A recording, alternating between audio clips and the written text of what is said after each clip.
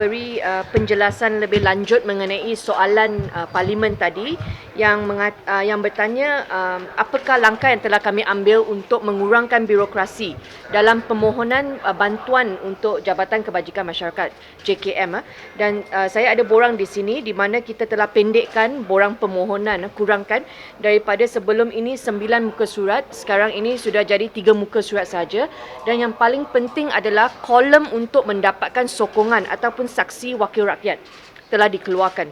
Bermaksud sekarang ini, kalau mereka nak mohon untuk bantuan JKM, mereka tak perlu pergi cari ahli parlimen ataupun ahli Dewan Negeri. Dan sebelum ini, walaupun kita tahu realiti adalah di mana mereka perlu pergi cari ahli politik yang menang di kawasan tersebut, dan adalah kita dengar ada rintihan dan komplain bahawa kalau tak sokong saya tak bagi sign. Okay, so sekarang ini semua kolom macam ini kita dah keluarkan daripada proses supaya yang mereka yang submit, dan kalau dokumen dan syarat mereka mematuhi syarat, mereka akan layak dapatkan bantuan. Okay, so ini adalah satu pembaharuan.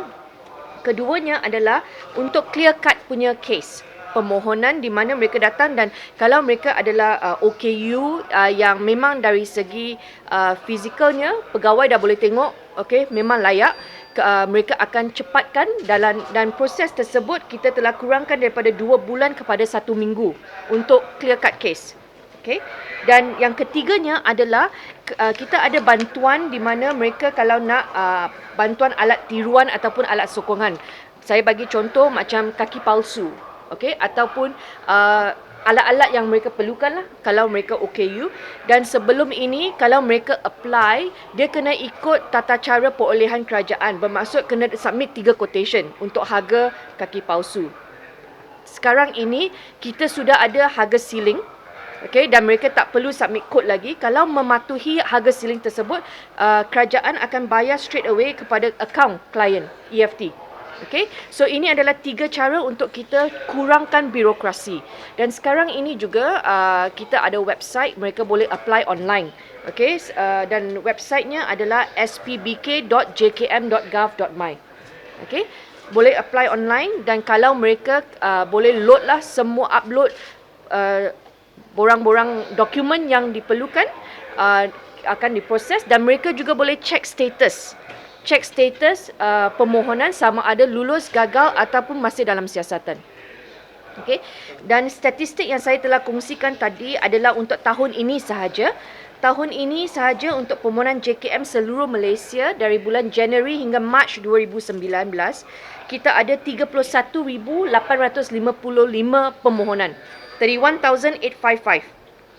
Dalam siasatan 20%, iaitu 6,430 kes masih dalam siasatan.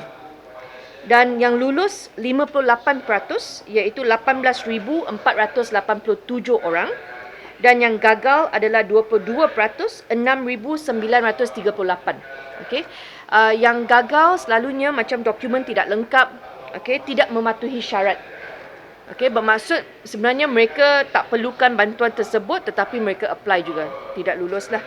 Dan dalam siasatan ini 20% ini adalah kerana permohonan yang terlalu banyak untuk satu-satu kawasan dan kekurangan pegawai. Bila mereka submit semua dokumen, JKM kena keluar pergi siasat dekat rumah untuk mengesahkan bahawa memang mereka memerlukan bantuan. Okey, jadi the waiting list dia, pegawai kena pergi, satu pegawai ada kes daerah yang banyak satu pegawai mungkin kena follow up 200 kes dalam setahun. Okay, so kita perlulah untuk menambah baik lagi operasi ini. Kita soalan tambahan yang ditanya ada sama ada kita akan tambah pegawai atau tidak. Tapi JKM adalah satu closed service di mana setiap permohonan untuk pegawai kena dibuat kepada JPN, dan JPA sebelum ini masih sedang review lah permohonan kita.